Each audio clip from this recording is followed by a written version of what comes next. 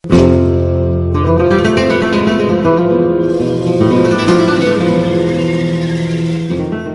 tentang pemanasan global merupakan hal serius yang harus kita tangani bersama.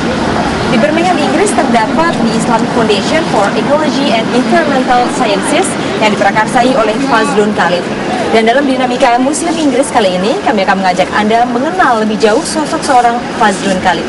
Dan berikut liputannya.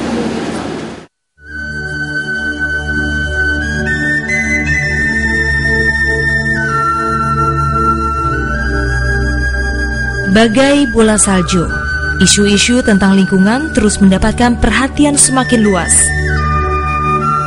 Ajaran-ajaran agama dan spiritual dianggap mampu memperkuat kesadaran umat manusia untuk mengimplementasikan tugas-tugas perlindungan lingkungan. Juga mampu memperkaya konsep-konsep hukum tentang kesinambungan ekologi. Hutan yang rusak telah mengubah ekologi menjadi tidak menentu, dan terjadinya pemanasan global sangat berpengaruh terhadap kehidupan manusia. Dalam melindungi dan melestarikan lingkungan hutan ini, madrasah, pesantren, para kiai dan dai sangat berkepentingan karena merupakan salah satu dari amal jariah seperti yang diajarkan Islam dalam Al-Quran. Di luar Indonesia, ada beberapa tanda perubahan positif yang menjanjikan.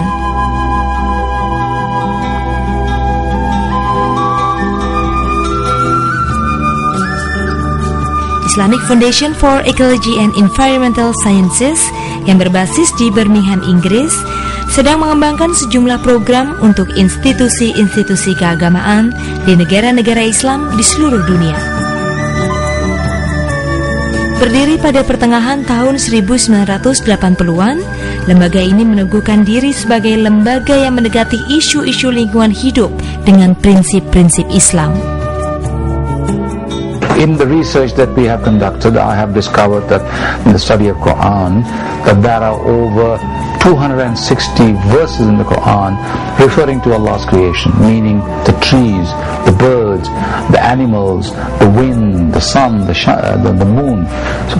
So in the environment, quite simply, is Allah's creation, and we are also part of Allah's creation. So in those 260 verses, Allah tells you everything you need to know, the basic principles of how He created the environment.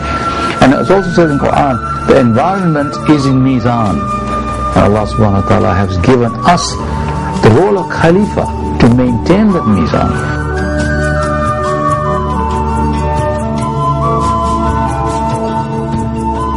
Untuk mendukung misinya, organisasi ini mempunyai kegiatan yang mencakup penelitian dan diseminasi informasi, penerbitan jurnal dan buku mengenai lingkungan, pelatihan, dan memberikan pendampingan bagi proyek-proyek lingkungan yang semuanya didedikasikan untuk menjamin kelangsungan bumi sebagai planet yang aman bagi generasi selanjutnya.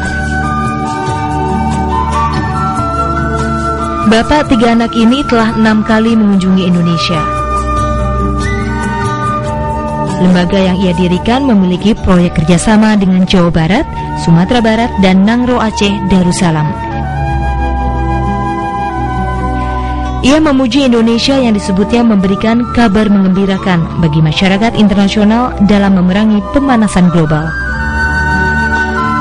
Umat Islam yang jumlahnya mencapai 1/5 dari populasi penduduk bumi memiliki tanggung jawab yang besar untuk menyelamatkan kehidupan. And malicious. And that is not acceptable in any civilized society. Muslim adalah bagian dari solusi, bukan bagian dari masalah. Keterlibatan sejumlah negara Islam dalam sejumlah program aksi global tentang perlindungan lingkungan membuat Islam harus memainkan peran penting melalui kontribusi-kontribusi pemikirannya.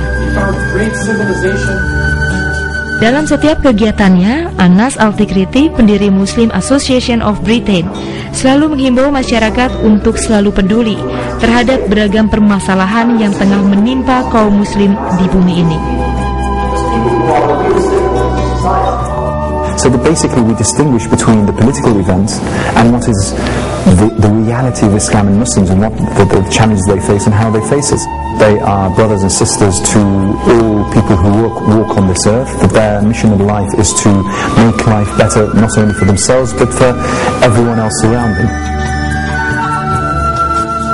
Fikih lingkungan bisa menjadi pintu masuk ke arah penguatan kapasitas perannya itu.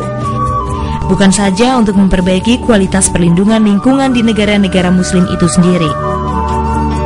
Fikih lingkungan juga untuk menopang gerakan global dalam masalah pembangunan berkesinambungan. Dalam arti inilah, fikih lingkungan bisa menjadi milestone bagi penguatan kapasitas hukum Islam dalam kehidupan modern. Okay, Fazlun, do you have any message to our next generation to save our environment?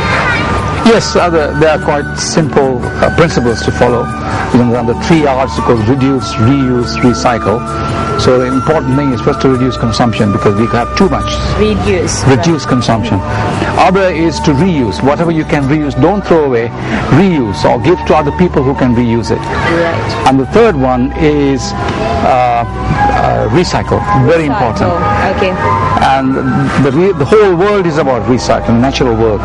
The rain cycle, the earth cycle, everything is recycling. So we should learn those very simple lessons. To save our next generation. Harus kita sadari bahwa kondisi lingkungan global yang kian memburuk dan kritis tidak cukup hanya diatasi dengan seperangkat peraturan hukum dan undang-undang sekuler.